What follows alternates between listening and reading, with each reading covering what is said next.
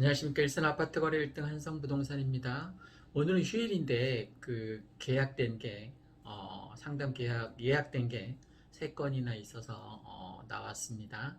이렇게 브라인드를 내리고 뭐 영업을 하면 서로 묵시적으로 인정을 해주는 그런 업계의 관행이라고 할까요? 뭐 그런 것 같습니다.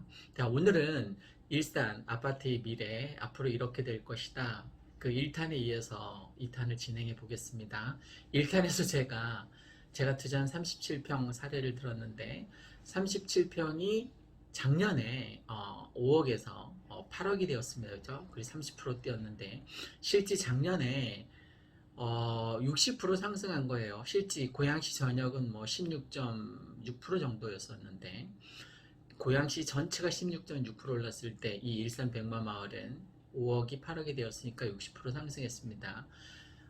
제가 8억짜리가 16억 배로 뛴다라고, 이제 창릉 입주 때까지 그렇게 뛸 거라고 얘기하니까 사람들이 안 믿어요. 근데 제가 한 가지만 근거로 한번 사례를 들어보겠습니다. 자, 작년에 5억 하던 게 8억이 되었습니다. 그죠? 3억이 뛴 거죠. 3억. 그러면 창릉 입주가 언제 될까요? 창릉 입주 때, 입주가 이제 막 시작되면 제가 배가 될 거라고 얘기했잖아요. 그죠? 8억이 16억이 될 거라고 예측했습니다. 예측이니까 틀릴 수도 있습니다. 그러면 21년, 22년, 23년, 24년, 25년, 26년, 27년, 28년, 28년 제가 28년도에 입주할까 말까라고 가정을 했는데, 그것도 뭐 제가 합리적인 예측이긴 합니다만, 어쨌든 매년 1억씩만 올랐다라고 가정을 해봅시다. 작년에 무려 3억이 올랐어요. 그죠? 그런데 그 3억 다 필요 없고, 매년 그 21년도에 1억 올랐고, 22년도에 2억 올랐고, 23년도에 이제 3억 오르고 쭉 이렇게 28년까지 8억이 오르겠죠. 그죠? 매년 1억만 오른다고 가정을 해도, 그러면 얼마입니까? 8억이 21년 1억 올랐고, 22년 1억 올랐고, 23년 1억 올랐고, 계속 28년까지 가면 16억 되는 거 맞죠? 그죠? 3억이 오른 게 아니에요. 그냥 굉장히 보수적으로 잡아서 1억씩만 오른다라고 가정을 하는 겁니다. 올해 1억이 오를 것 같냐고요? 저는 벌써 올랐다라고 생각하는데, 여러분, 지금 이제 통계청에서 발표한 그 전국 집값 아파트 상승률 보니까 덕양구가 전국에서 1위예요. 21% 올랐습니다. 고양시 일산 동구가 19점, 거의 20% 가까이 됩니다. 올해 오른 것만 그렇습니다. 올해 오른 것만 20% 가까이 올랐습니다. 작년에 얼마 올랐다고요?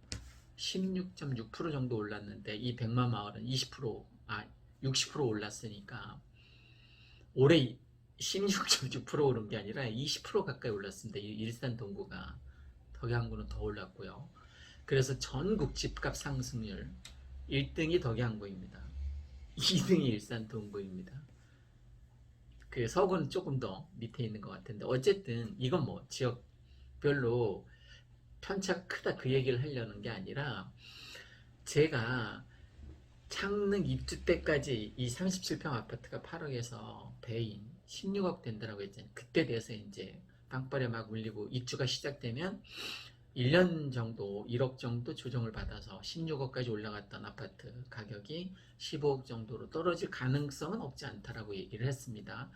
그러면 16억 올라갔다가 8억짜리가 16억 올라갔다가 15억 떨어진 거면 아파트 가격이 올라간 겁니까? 떨어진 겁니까? 올라간 거죠. 그죠? 엄청 많이 올라간 거죠. 더블이 되었으니까. 지금 무주택자들이 아파트에 투자하지 않는 그 심리가, 아파트가 떨어지면 그때 가서 살 거라는 심리가 이제 주인 거죠. 그러면 이 8억이었던 아파트가 16억 됐다가 16억에서 15억으로 떨어지면 아싸, 이때 사겠다는 건가요? 다시 8억이었던 아파트가 쭉 창릉 입주 때까지 올라가면 16억을 예측하고 있는데, 예측이니까 틀릴 수 있지만 16억 되었던 아파트가 이제 막 창능 입주하고 빵빠리 울리면 15억 정도로 1년 사이에 이제 떨어질 가능성이 없잖아 있다라고 했는데, 그럼 16억에서 15억으로 떨어지면 그때 아파트를 사겠다는 겁니까? 그 말도 안 되는 거죠, 그죠? 구축이지만 그렇게 올라갈 가능성이 높다는 거예요. 그리고 이제 지금 현 정부에서 임대사업자 폐지한답니다. 완전 폐지한답니다. 아파트만 폐지하는 게 아니라 빌라, 다가구, 뭐 다주택 아니면 오피스텔까지 싹 다 없애겠다는 거예요. 그럼 저처럼 임대사업자를 냈던 사람들이 전세를 계속 공급했잖아요, 그죠? 저는 제가 살고 있는 아파트 말고 4명이 지금 전세를 살고 있잖아요, 그죠? 이 3단지, 4단지, 5단지에. 그러면 그 전세를 살고 있는 분이 다주택자인 제 덕분에 살고 있는 거죠. 저도 그 사람들 덕분에 아파트가가 올라가서 수익을 보지만, 그분들도 다주택자가 아파트를 전세를 놓으니까 전세를, 아직 아파트를 살 형편이 안 되는 사람들이 전세 대출 받거나 해서 이제 그 전세를 지금 잘 살고 있는데, 3단지, 4단지, 5단지에서. 그럼 임대사업자는 이제 폐지했어요. 그럼 전세가가 올라갈까요? 내려갈까요? 전월세 지금 그냥 톡박으로 딱 때려잡아서 40%는 자가에서 살고 있고 30%가 월세이고 30%가 이제 전세를 살고 있어요. 대충 통박으로 때려잡아서. 그러면 30% 월세이고 30% 전세인데, 임대사업자를 폐지하면, 임대사업자 제도를 폐지하면 월세하고 전세가 막 가파르게 치고 올라갈 가능성이 높겠죠, 그죠? 전세가가 올라가면 당연히 매매가가 상승하게 됩니다. 그래서 창릉 3기 신도시 이제 입주하게 되면 그때까지 이렇게 많이, 1년에 1억씩만 올라도 37평이 16억 된다니까요. 물론 제 예측이 틀릴 수도 있습니다. 그런데 작년처럼 3억이 상승한다는 게 아니라 그냥 정말 극도의 보수적인 시각으로 1억씩만, 매년 1억씩만 올라도 16억 되는 게 맞죠, 그죠? 매년 1억씩만 올라도. 이거는 그냥 지금 풀린 유동성 이런 거 다 떠나서 그냥 수요 공급 곡선만 놓고 보는 거예요. 수요가 있느냐, 공급이 있느냐. 공급은 언제? 3기 신도시 창릉 입주 때 이제 공급이 막 되기 시작하니까 그때 돼서는 꺾인다니까요. 제가 많이 잡아서 1억 꺾인다라고 예측을 했는데 16억 갔던 아파트가 이제 15억 정도로 꺾일 가능성이 있다는 거예요. 그럼 지금 무주택자라면, 전월세 살고 있다면 지금 사는 게 맞죠, 그죠? 16억 됐다가 꺾여서 15억 됐을 때 15억 주고 사느니 지금 그냥 8억 후반대 주고 사는 게 맞다라는 거예요. 8억대 어쨌든 37평 아파트를 구할 수 있으니까. 뭐 대출을 받아서라도 사는 게 좋겠죠. 앞으로는 뭐 1가구 생애 최초 주택이라던가 1가구 1주택이면 많이 뭐 대출을 완화해 준다라고 하니까 이번 기회를 들어서 아파트를 구매하시는 게 절호의 찬스라고 저는 생각됩니다. 일산 아파트 거래 1등 한성부동산이었습니다. 고맙습니다.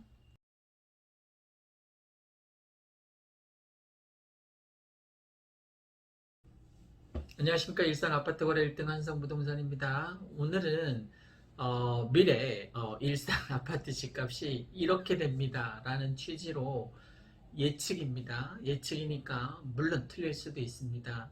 다만 지금까지 제가 이 부동산 중개업 업무에 종사하면서 뭐 여러 노하우가 있을 거 아닙니까? 그것을 기반으로 해서 이제 말씀드리는 거예요. 오늘도 뭐 아까 유튜브 잠깐 보니까 폭락론자인데, 서울의 아주 유명한 폭락론자입니다. 일산 뭐 이제 매물 엄청 많이 늘어나서 이제 폭락할 일만 남았다라는 취지로 이제 방송을 하는 거를 잠깐 들었는데, 저는 뭐 제 생각하고 너무 많이 차이가 나니까 이제 보다가 반 정도 보다가 껐는데, 좀 나하고는 생각이 너무 많이 다른 것 같습니다. 물론 그 폭락론자 입장에서 보면 제 이 유튜브 방송이 정말 마음에 안 들 수도 있을 것 같습니다. 생각 차이입니다. 저랑 생각이 다른 거예요. 틀린 게 아니라 다른 거니까, 저하고 혹시 생각이 다르더라도 막 밑에 쌍욕하거나 악플 달거나 그러지 않았으면 좋겠습니다. 하긴 뭐 요즘은 선한 영향력을 저는 철저하게 믿고 있기 때문에, 내가 얼마나 긍정적인 가치를 추구하고 내가 얼마나 선한 영향력을 베푸느냐, 기부하고 나누고, 그 다음에 내가 얼마나 좋은 인성을 갖고 있느냐에 따라서 내 삶이 정말 달라진다는 것을 거의 확신에 가까울 정도로 제가 맹신하기 때문에, 저한테 뭐 악플다는 사람들은 요즘 뭐 신경도 쓰지 않습니다. 그렇다고 해도 내가 세상을 바라보는 프레임이 상대방에 대한 악플로 이 세상을 바라보면 그 얼마나 그 비참한 일입니까? 악플 달면서 인생 허비하지 않기를 간절하게 바랍니다. 자, 폭락론자 입장에서 들으면 제 얘기가 정말 허무맹랑한 얘기일 텐데, 그냥 예측이니까 이럴 수도 있구나. 제가 19년부터 이제 19년부터 계속 오른다라고만 얘기했어요. 제가 지난 거 수백 개 동영상을 아무리 뒤져봐도 일산 이 백만마을, 강촌마을, 백송마을 아파트 가격이 떨어질 거라고 예측한 방송은 전혀 없었습니다. 그러니까 19년부터 오른다, 오른다, 오른다. 19년 오른다, 올랐죠, 그죠? 20년 오른다, 올랐죠, 그죠? 21년 오른다, 올랐죠, 그죠? 그걸 기반으로 해서 이게 그럼 과연 언제까지 올 것이냐? 저는 창릉 3기 신도시 입주 때까지 막 빵빠레 올리고 입주를 축하합니다. 뭐 모델하우스도 있습니다. 막 이런 빵빠레가 울릴 때까지 그게 언제일지는 저도 사실 몰라요. 그냥 제가 투자한 그 37평 사례로 지금 제가 말씀드리는 거는 5단지, 백마마을 5단지하고 백마마을 4단지, 백마역과 아주 가까운 여기 37평을 기준으로 말씀드리는 거예요. 뭐 다른 평수에도 뭐 잘 적용이 되겠지만, 지금 제가 투자한, 제가 가장 잘 알고 있고 가장 미래를 예측하기에 쌈박한 37평을 예로 들겠습니다. 제가 작년에 3억 5천의 전세를 살고 있는 그 4단지에 3단지하고 4단지 사이에 본카페라는 커피가 아주 맛있는 맛집이 있는데, 그 본카페 바로 근처에 있는 동입니다. 거기에 꽤 고층의 아파트를 전세 3억 5천에 1억 5천 투자해서 이제 5억 주고 이제 산 거예요. 사실 내 돈이 5억 든 건 아니죠. 내 돈은 1억 5천 들은 거죠. 전세 사시는 분이 3억 5천에 전세 살고 있었으니까. 자, 그런데 지금은 그 매매가 5억이 지금 전세가를 뛰어넘었어요. 지금 전세 5억이 넘어요. 6억 가까이 됩니다. 그러니까 제가 작년에 샀을 때의 그 매매가를 이미 넘은 거죠, 그죠? 그러니까 전세가가 제가 샀을 때의 매매가를 뛰어넘은 거예요. 지금 5억의 매매가였었는데 그때 살 때, 지금은 6억이 전세가 넘었다고 하니까 뭐 벌써 1억 갭 차이가 나는 거잖아요, 그죠? 어쨌든 얘가 오를 거라는 거죠, 그죠? 저는 제가 예측하기에 예측은 틀릴 수도 있습니다. 근데 다행히 2019년, 20년, 21년까지는 맞았습니다. 이게 언제까지 오를 거냐? 창릉 입주 때까지 제가 오를 거라고 얘기했잖아요. 그럼 얼마나 오를 거냐? 제가 예측하기에는 더블이 될 것 같아요. 16억 정도까지 오를 것 같습니다. 물론 언제 입주하는지 저도 몰라요. 그냥 미루어서 통박으로 때려 짚었습니다. 16억까지 오르다가 만약에 정말 빵빠레가 울리고 창릉 3기 신도시 입주가 막 시작되면 한 1년 동안은 조정기간이 있지 않을까 싶어요. 그래서 아마 많이 떨어지게 되면 16억까지 올라갔던 그 아파트 37평이 이 백마마을 3단지, 4단지, 5단지, 특히 4단지, 5단지 37평 기준으로 보면 16억까지 올라갔다가 1년 동안 이제 조정 기간, 막 입주가 1년 동안 계속 쭉쭉 늘어지면서 입주가 될 테니까, 그럼 1년 동안 조정이 아무래도 되겠죠, 그죠? 그래서 6개월에 한 5천 떨어지고 1년에 2억 가까이 떨어져서 37평 아파트가 15억 정도 선에서 왔다 갔다 할 것 같습니다. 자, 그러면 15억 선에서 제자리 걸음을 갈 거냐, 횡보를 할 거냐? 아닙니다. 그때 되면 어떤 이슈가 있냐면, 그 전에 뭐 시티, 라이브 시티, 아레나 아니면 제3킨텍스 뭐 일산 테크노밸리 또 방송 영상밸리 그 일자리 수가 어마어마하더라고요. 5만하고 3만 뭐 말이 5만하고 3만 8만이 넘는데 사실은 8만 명이 아니죠. 그죠? 어떻게 보면 확대 해석하면 8만 가구가 될지도 모르잖아요. 그죠?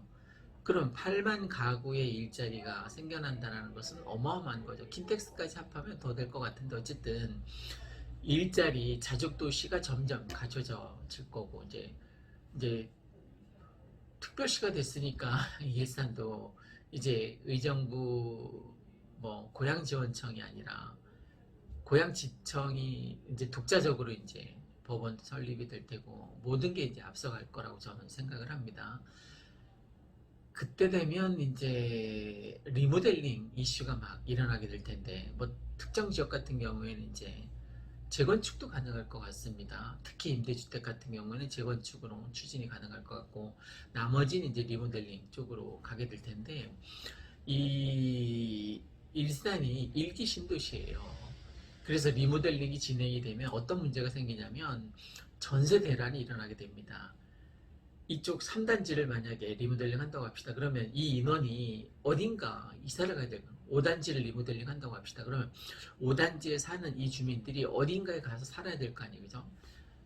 1200가구가 한꺼번에 어디론가 가야 될 거란 말입니다. 그러면 순차적으로 일이 진행이 된다고 해도 전셋값이 아주 폭등하게 될 거고 그 전셋값이 매매가격을 반드시 밀어 올리게 되어 있습니다. 그러면 그때부터 또 차근차근 막 올라가겠죠. 그죠? 15개에서부터 시작해서 지금 기준은 뭐냐면 창릉 3기 신도시 입주 그게 뭐 28년이 될지 국가에서는 뭐 25년이라고 큰 소리 빵빵 치는데 그건 뭐 불가능할 것 같고 28년 정도 이제 예측을 했었거든요. 28년 정도는 뭐 빵빠레 올리고 그래도 입주하지 않겠냐라고 생각을 했었는데 아닐 것 같아요. 지금 생각해보면 그때도 좀 힘들 것 같습니다. 그래서 2028년 이후에 만약에 미뤄지게 된다면 지금 뭐 LH 사태로 인해서 조기에 이게 수습이 될 것 같지 않습니다. 그리고 창릉 같은 경우에는 아직 토지 보상이 전혀 안 돼 있는 상태이기 때문에 다른 3기 신도시보다도 더 늦어질 것 같습니다. 자, 오늘은 일산 아파트 거래 1등 한성부동산에서 짧게 미래 예측 일산의 백마마을, 강촌마을, 백송마을 기준이에요. 다른 지역은 내가 잘 모르니까 사실 저희 거래 95%가 거의 백송마을, 강촌마을, 특히 백마마을 중심으로 모든 거래가 이루어지고 있으니까 제가 잘 아는 것만 말씀드리는 거예요. 제가 서울 지역 사실 잘 모릅니다. 덕양구 잘 모릅니다. 그러니까 저는 이렇게 속 좁게 요 지역만 제가 잘 아는 지역만 말씀드리는 거예요. 그리고 오늘 과감하게 일산 백마마을, 강촌마을, 백송마을이 앞으로 아파트 가격이 이렇게 많이 오를 것이라는 미래 예측 방송을 하고 있는 겁니다. 예측이니까 누차 말씀드리지만 틀릴 수도 있습니다. 당연히 틀릴 수도 있죠. 그죠? 근데 제가 예측한 19년, 20년, 21년도 일산 아파트 가격이 급상승할 것이다라는 예측은 지금까지는 맞았어요. 그죠? 현재까지는. 자, 21년까지 맞았는데 그게 28년까지 갈지 안 갈지 그건 뭐 신의 영역이니까 저도 그냥 예측만 할 뿐입니다. 그래서 제 영역이 아니라 신의 영역이니까. 다만 지금까지 제 경험상 아파트 가격 추세의 흐름상 그렇게 오르지 않을까 싶다라는 거예요. 작년에 고양시 전역이 16.6% 올랐을 때 이 백마마을은 60% 상승했거든. 아까 그 사례로들은 5억이 8억이 됐으니까 60% 상승한 것이지, 그죠? 근데 올해 벌써 17.73%인가? 하여간 17%가 넘었어요. 작년보다 더 뛰어넘은 거예요. 그죠?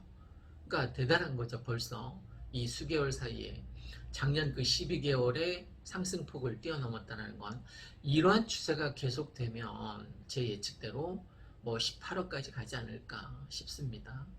서울에는 뭐 몇십억짜리가 수두룩 뻑뻑하잖아요. 그죠? 그러니까 이 고양시에서도 이제 10억짜리 아파트가 많이 생길 거고 더군다나 37평, 뭐 48평 같은 경우는 뭐 10억 중반대 이상 될 거라고 저는 예측하고 있습니다. 말 그대로 예측이니까 틀릴 수도 있습니다. 그냥 여러분이 투자하시는데 참고하셨으면 합니다. 그리고 요즘 부동산 투자의 흐름이 지지난주하고 지난주하고 저희는 이틀에 한 번씩 계속 거래를 했는데 작은 평수, 그러니까 22평, 27평 위주로 막 거래가 진행이 됐었습니다. 그리고 32평도 간혹 있었고요. 백송마을에 33평 같은 경우도 거래가 있었는데, 자, 이제 5월 이제 급매물이 다 거의 소진되는 상황에 있습니다. 그럼 이제 6월에 들어서서 아파트 가격이 떨어질 거냐? 아니라는 겁니다. 아파트 가격이 대폭 올라갑니다. 왜? 세금 전가 현상에 의해서 그렇습니다. 이제 세금 20%, 30% 때려 맞잖아요. 그죠? 그러면 다주택자들이 그 세금을 고스란히 아파트에 전가시켜서 매수자한테 이제 떠넘기게 된다는, 그럼 아파트 가격이 당연히 상승하게 되겠죠.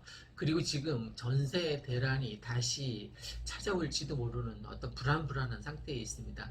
전세가 막 거래되는 건 아닌데, 전세가 수요가 없긴 없지만 매물도 없어요. 그런 상황 때문에 앞으로 전세가 희귀해지고 전세 풍기 현상이 다시 돌아오게 되면, 이제 가을 이사철 이제 막 시작되고 그러면 또다시 아파트 가격 매매가 상승에 이 전세가 상승이 어, 아마 불쏘시개 역할을 하지 않을까 싶습니다. 자, 오늘은 일산 아파트 거래 1등 한성부동산에서 일산 아파트에 특히 강촌마을, 백송마을, 이 백마마을의 아파트 가격이 대체로 이렇게 될 것이다라는 예측 방송이었습니다. 틀릴 수도 있습니다. 고맙습니다.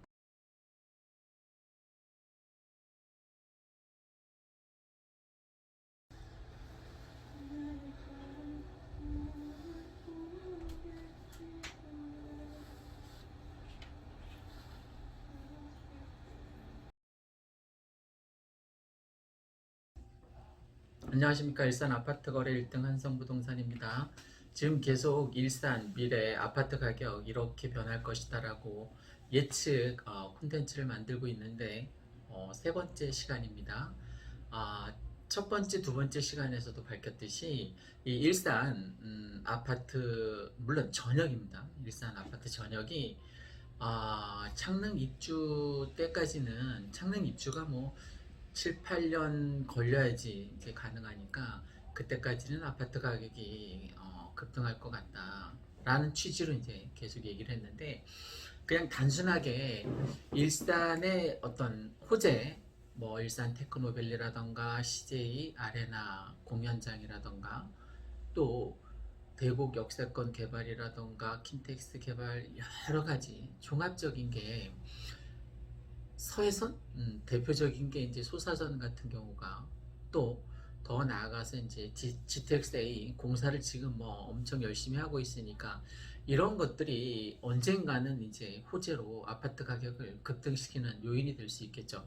근데 저는 이제 이런 것들을 다 차치해 두고라도 수요 공급만 놓고 보자라는 겁니다. 그러면 공급이 언제 되느냐? 계속 멈춰 있다가, 뭐 서울권도 마찬가지지만 특히 제가 근무하는 이 일산 백마마을, 강촌마을, 백송마을 같은 경우에 이렇게 속 좁게 이렇게 범위를 좁혀서 생각해 보면 공급이 없으니까, 공급이 언제 되느냐? 7, 8년 뒤에 창릉 입주 때, 그때 가서 이제 될 가능성이 있단 말입니다. 물론 올해 하반기에 뭐 1600가구 선분양한다고 하는데, 선분양 자체는 가서 들어가서 살 수 있는 게 아니잖아요. 그죠?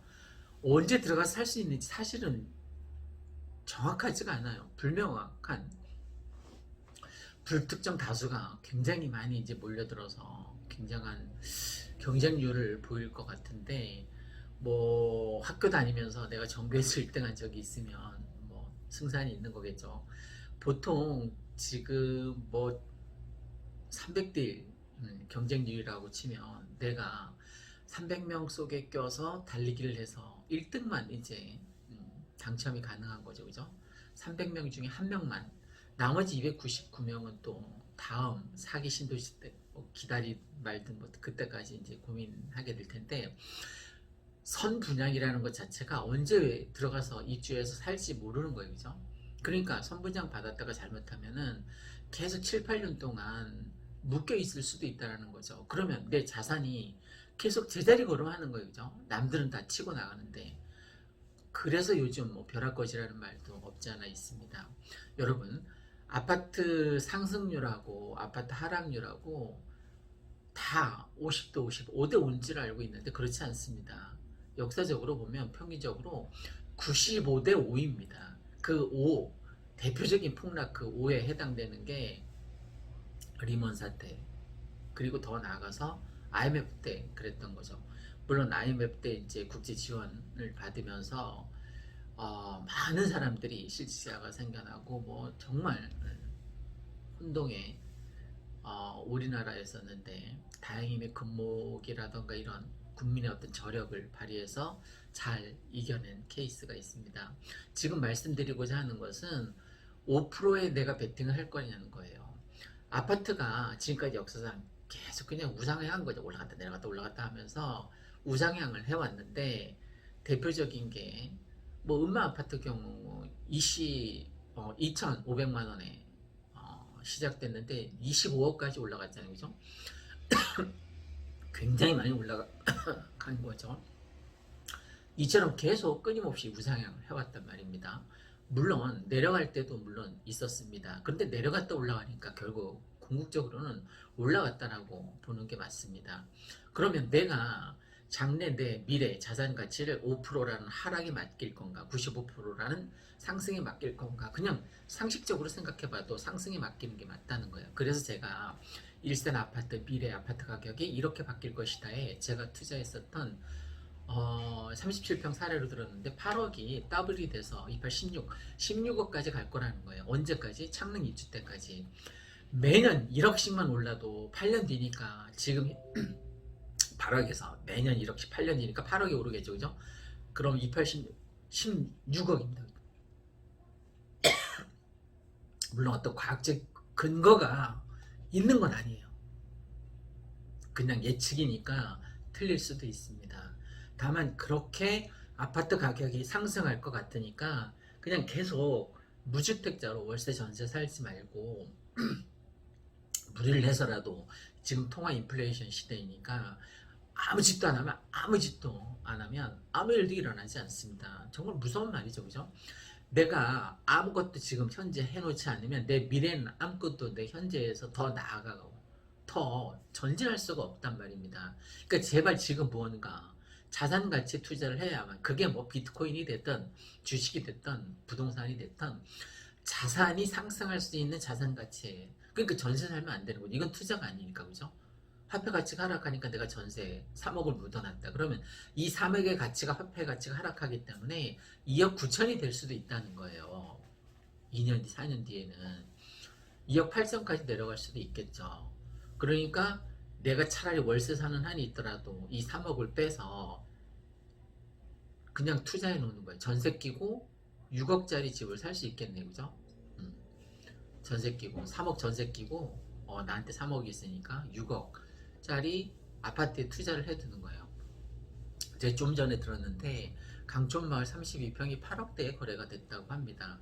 32평이 8억, 8억에 이제 거래가 됐다고 합니다.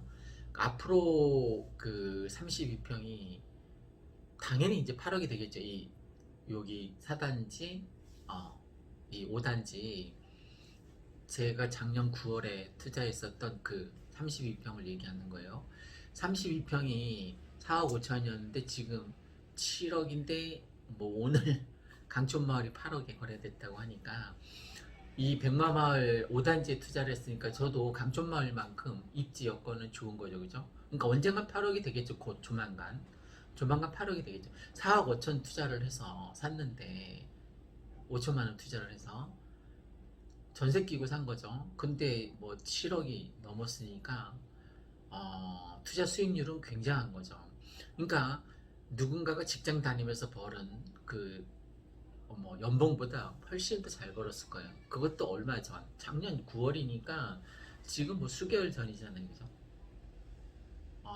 실록이 푸르른 이 찬연한 초여름에 여러분의 자산 가치가 저렇게 막 하루가 다르게 짙푸르게 지금 잎이 솟아나고 있는 이 실록의 계절에 여러분의 자산 가치도 저렇게 막 늘어났으면 좋겠습니다.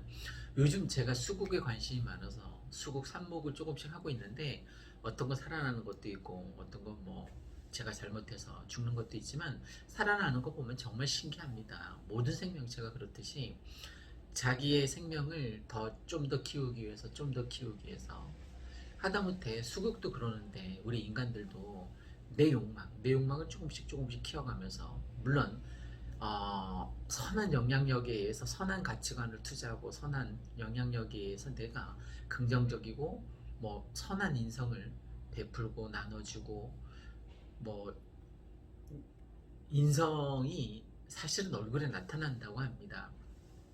오늘 내가 베푼 것이 내일의 내 모습이 되는 거죠. 그러니까 내가 내 삶을 지금 어떻게 가꾸느냐에 따라서 미래 나의 모습이 이제 되는 거예요. 또 무서운 말 최근에 들은 말 중에 가난은 대물림 된다라는 얘기를 정말 곰곰이 생각해 봤어요. 아무리 생각해도 맞는 얘기예요. 우리 할아버지는 상주에서 그 시골에서 가난했거든요. 우리 아버님도 공무원이었지만 정말 가난했고 나 또한 엄청 가난하게 살아왔고 내 딸들이 공무원 한 놈은 공무원이고 한 놈은 이제 취업 준비생이지만 또 가난하게 살 가능성이 없잖아 있다라는 거예요.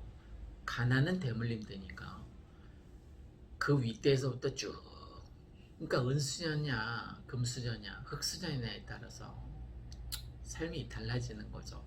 그런데 제가 최근에 깨달은 게 있는데 아이들에게 아파트 30평대 더도 덜도 말고 이 백마마을에 30평대 아파트를 전세 끼고 아이들에게 사줄 수 있으면 그 가난의 대물림이 어느 정도 끊어질 수 있는 가능성이 있다라는 것을 최근에 제가 깨달았습니다. 그 아파트 32평 여기 5단지 같은 경우에 3단지 경우 이제 31평인데 그 아파트를 사주는 순간 이 아이가 중산층으로 갈아탈 수 있는 사다리가 겨우 마련이 된 거예요. 그러면 극도의 그 가난으로부터는 이제 어느 정도 중산층이 될 가능성이 있으니까 벗어날 가능성이 있으니까 아무래도 그 가난이 되물림된다라는 어떤 고정관념에서는 이제 벗어날 수 있다라는 거죠. 그러면 요즘 투자자들이 그래도 간혹 몰려드는 투자자들이 가장 많이 하는 게 뭐냐면 자식들에게 아파트를 전세 끼고 사주는 거예요. 물론 엄마 아빠 찬스라고 소위 얘기하는데 왜 그렇겠어요? 그건 가난은 대물림 되니까 그 고리를 끊어주고 싶은 거예요. 그죠? 부모된 마음에서 우리 아이가 아파트 전세가 아니라 자가에서 살 수 있는 보통 크게 나누어서 40% 자가가 물론 20대는 뭐 8, 90%가 다 월세 전세 사는데 평균적으로 그렇다는 거예요. 40%가 자가에 살고 있고 30%가 전세에 살고 있고 30%가 월세일 가능성이 있는데 이제 전세에서 월세로 막 굉장히 가파르게 넘어가고 있습니다. 전세가 점점 줄어들고 월세가 가파르게 늘어나고 있는 거예요. 정부 임대차 3법에 의해서 앞으로 월세가 계속 늘어나게 될 가능성이 높은데 아무래도 청년들이 주거 비용은 장난이 아닌 거죠. 그죠? 뭐 호주 같은 경우에는 뭐 주급을 받고 주세를 매주 반값을 내는 거예요. 그거 정말 힘들겠죠. 그죠? 그러니까 지금 일산 아파트 가격이 급등할 것 같으니까 무리를 해서라도 일산 아파트에 투자해 두면 내가 무주택자라면 그게 본인이든 아니면 자녀분이든 투자해 두면 적어도 가난의 대물림을 끊어줄 수 있는 어떤 고리의 연결고리를 끊어줄 수 있는 기회가 된다는 거죠. 그래서 중산층으로 갈아탈 수 있는 기회를 한번 얻을 수 있다는 겁니다. 여러분 중산층으로 살아가기가 결코 쉽지 않습니다. 우리는 자본주의, 민주주의이기도 하지만 자본주의 기반이기 때문에 근데 문제는 이제 천민 자본주의에 기반하고 있기 때문에 돈이 많은 것들을 좌지우지합니다. 뭐 큰 대형 회사 같은 경우에 막 극단적인 선택을 하는 그 회사원들 같은 경우에 뭐 직장 상사로부터 뭐 극도의 시달림 같은 것들을 이기지 못해서 결국 아, 뭐 올바르지 않은 선택을 하는 케이스도 다 넘겨짚다 보면 돈 문제하고 이렇게 얽히고 설켜 있습니다. 그러니까 가장의 입장에서 우리 가족들을 이제 부양해야 하는 어떤 의무를 부담을 안고 살아갈 거 아닙니까, 그죠? 근데 회사에서 계속 다니면서 난 월급을 받아야만 그게 생계 유지의 어떤 기본이 될 수 있는 거고 그렇다 보니까 가장도 참 많이 힘든 거죠. 음, 그런데 대한민국의 가장들이 좀 고정관념에 사로잡혀 있는 것 중에 하나가 근로소득만이 근로소득만이 내가 정말 열심히 일해서 야근까지 하면서 벌어들이는 그 근로소득 월급만이 우리 가족의 생계를 짊어질 어떤 미래 책임질 어떤 경제 수단 도구라고 생각하고 있는데 그렇지 않습니다.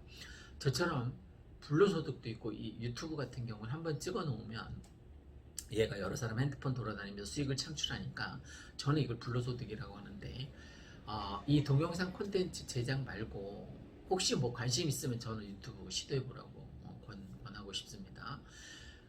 그리고 더 중요한 게 자본소득입니다. 지금 통화 인플레이션 시대니까 미국이나 우리나라 같은 경우에 통화량이 이렇게 45도로 가다가 뭐 90도 가까이 45도로 가다 90도로 급팽창하는 사람들이 또 폭락론자 사람들이 지금 아파트 가격이 계속 올라갈 것 같으냐 금리 인상 곧 시작되면 뭐 이제 다 아작날 것이다 라고 얘기하는데 여러분 금리 인상 전에 뭘 하죠? 어디나 다 테이퍼링이라는 걸 합니다. 그죠?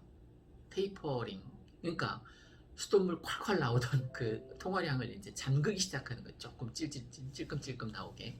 그러면 금리가 언제 인상되는지 고민할 필요가 없어요. 그죠? 테이퍼링을 발표하면 테이퍼링을 시작한다고 하면 그때부터 뭐 1년 뒤든 어쨌든 금리를 이제 올리겠죠. 그죠? 그럼 아직 테이퍼링이 시작되지도 않았는데 금리 때문에 아파트 가격이 폭락할 것이라는 그런 엉터리 방송 때문에 내가 주저주저 하고 있다라면 그건 잘못된 거예요.